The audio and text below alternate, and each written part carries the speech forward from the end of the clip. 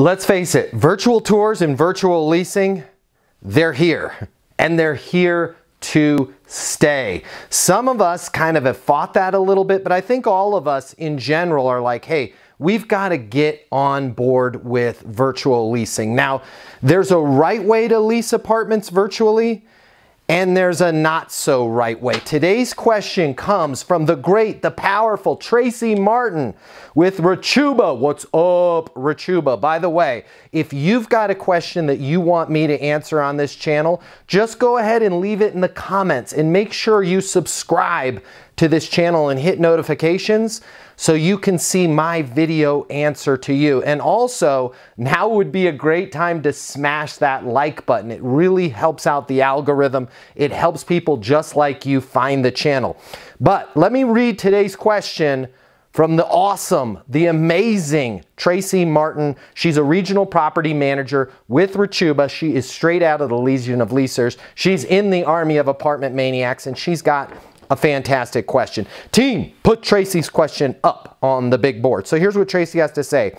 Hey Matt, Rechuba loves Leasing University. By the way, Tracy, Leasing University loves Rechuba. With the current situation of the COVID pandemic and leasing moving into the virtual environment, what tips would you give us for leasing in this new format to keep it as effective as the in-person interviews? Tracy, I love that question. How do we make virtual as effective as in-person? Well, I'm going to show you right now. I'm going to give you exactly 7 tips that are going to help you. And if you guys find any of these tips helpful, please smash that like button. Tip number 1 when it comes to leasing virtually, and this is the mistake that a lot of us make, we jump right into that virtual presentation without really understanding our prospect's biggest reason for moving. Remember that. Nobody shops for an apartment for fun. It's a lot easier for us when we're in an in-person setting to have that dialogue, to really kind of understand what's going on in their life. What does their current situation look like, and what's their ideal scene? When we figure that out in person, it's easy for us to build value in our community. I want to make sure virtually that you're understanding. It can be as simple as asking them, hey, before we start the virtual tour, help me understand what's your biggest reason for moving, right? You can be collaborative, you can be constructive, but understand what's their biggest reason for moving, what's most important to them, why is that important to them, right? Understand what they want to see first on that virtual tour. But tip number 1, before you show them anything, you need to understand why they're moving in the first place. Tip number 2 when it comes to virtual tours, be the expert. Be the expert on the phone so that your prospects will defer to you. I want you to think about that. When you're in the presence of an expert, what do we do when we're working with a doctor, with a lawyer, with an architect, anybody who's an expert in their field? We tend to defer to that person. We give that person control, right? So I want you to put your doctor hat on when you're talking to that person before the virtual tour, right? Figuring out what's important to them. Really diagnose the situation. You're going to find that the better you understand them and the more that you project, hey, you called the right person, we're going to go through a virtual tour. Let me ask you a few questions before we get started on that so that I can tailor the tour just for you. When you're acting and sounding like an expert, they're going to give you control. They're going to let you drive. The last thing you want is really a self-guided virtual tour where they're just kind of wandering around virtually without any rhyme or reason. You as the expert need to take control, and when you project that you are the expert, they're going to give you that control. Tip number 3, I want you to script out your virtual tour, and I want you to pre-frame with your prospect before you do the virtual tour. Here's what I mean by that. Tracy, you told me the kitchen was vital to you. So on this virtual tour, on the particular floor plan that we're going to look at, I'm going to show you the kitchen first. Then we're going to look at the living space because I know that was vital to you. And then also you had some questions about the dog park. I want to show you the dog park area virtually as well. So you're going to script out, we're going to see this first, this second, this third, right? And then we're going to pre-frame by telling our prospect what we're going to show them. Tip number 4, I want you to keep your virtual tours to 3 to 5 stops maximum. We tend to make the mistake in virtual tours of trying to show our prospects too much. What this does is it leads to a virtual tour that either takes way too much time or we end up speaking way too quickly, right? We're trying to force things down their throat. I want you to figure out, by being that expert, what are the 2 to 3 things that are most important to them. Show them those 2 to 3 things and then verify with them that everything meets their need. So let's make sure that we curate and tailor that virtual tour to that prospect and keep it to a maximum of 3 to 5 virtual stops during that tour. Tip number 5, when you're touring virtually, I want you to check in with that prospect. Whether you're talking to them on the phone or if it's a self-guided tour, make sure you check in with them afterwards.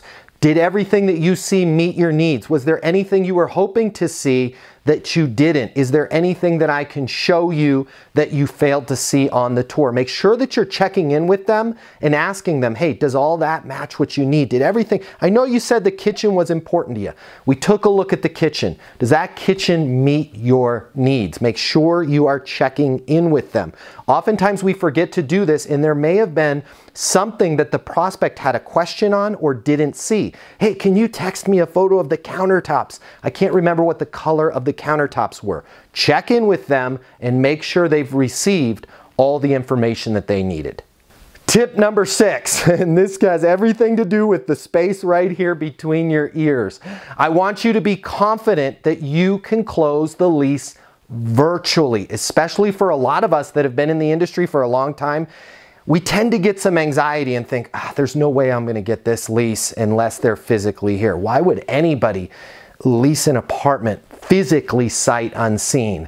Well, guess what? They're doing it every day. We're training people at Leasing University every day how to get these leases virtually. I need you to have that confidence that you can do it. If nothing else, I'm telling you right now, as the king of leasing, you can do this. You can close leases virtually. The first step to doing it is to have that positive mindset that this deal is going to happen. Of course I'm able to close this apartment virtually.